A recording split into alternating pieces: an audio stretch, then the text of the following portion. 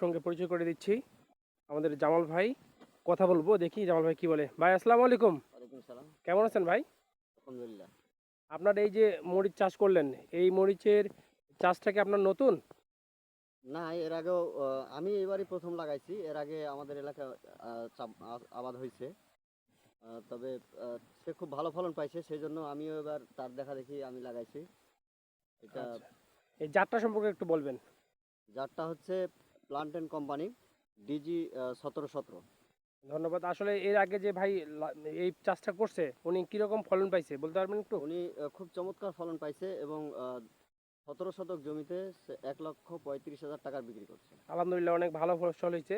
আমি দেখতে পাচ্ছি আপনার যে এই মরিচ চাষের যে পদ্ধতিটা, এটা কিন্তু অসাধারণ। আমি প্রথম দেখলাম আমাদের হরিপুর উপজেলায় এই ধরনের মরিচ চাষি ভাই আমি খুব কমই দেখছি। প্রথম আপনার এই চাষটা দেখলাম। আপনার যে মাটি প্রস্তুতকরণ এবং গাছ যেভাবে ভালো আছে, আশা করা যায় অনেক ভালো ফলন আসবে ইনশাল্লাহ। এখন আপনি পর্যন্ত খুব সুন্দর আছে এবং এই এই কোয়ালিটি যদি থাকে তাহলে আল্লাহর রহমতে আমিও খুব ভালো ফলন পাবো বলে আশা করছি।